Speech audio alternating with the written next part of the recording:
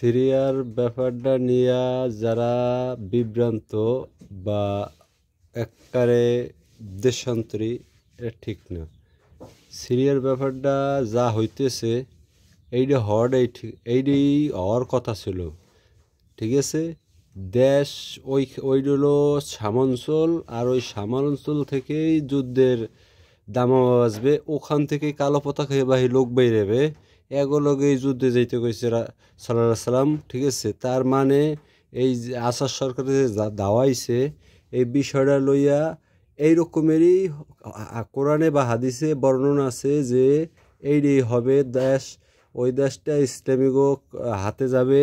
যাওয়ার পর থেকে আসাদ সরকার ইসলাম ছিল, কিন্তু তার ভিতরে ভাগ ছিল যে মুসলমানের জন্য করতো না। তবে ওইখানে কিছু আল্লাহ এমন এমন লোক জন্ম নিছে বা নেবে যারা জাগো হাত থেকে কালো পতাকা বা একটা দল বাইরেবে, ওইটাই ওরা হইলো মূল যুদ্ধর পৃথিবীতে, মানে এরা জয় আনবে শেষ পর্যন্ত, এইতে যখন থাকুক আর না থাকুক। ঠিক আছে, তবে সিরিয়ায় এখন যেটা হয়েছে এইটা নিয়ে ইরানরে যে অনেকে কইতেছে ইরানের বাদ গেছে বা হ্যাং গেছে ত্যাং গেছে, এরা ভুল স্বর্গে বাস করে।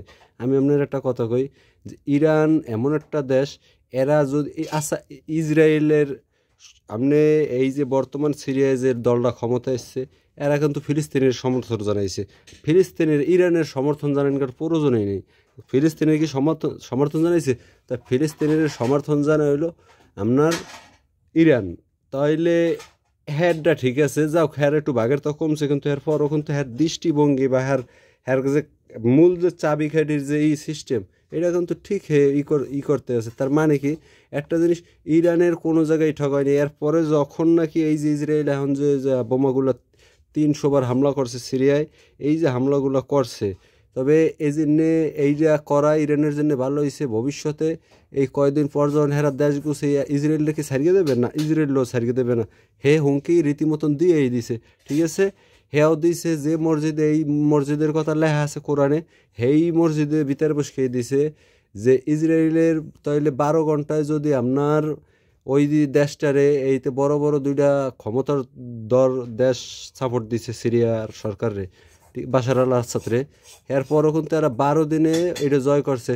তাহলে ইসরায়েলটা ছাড়িয়ে দেবে। এরপর হেরা কইছে ক্ষমতায় যে দুদিনই আসছে এই ভিতরে হেরা কইছে যে ফিলিস্তিনিরা এরা সমর্থন জানাইছে।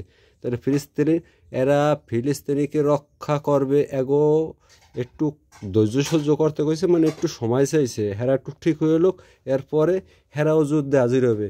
তার মানে কি, হেরা যুদ্ধে হাজির হওয়া আর ইসরায়েলের লোকের যুদ্ধ করা, তার মানে ইরানের এই জিত।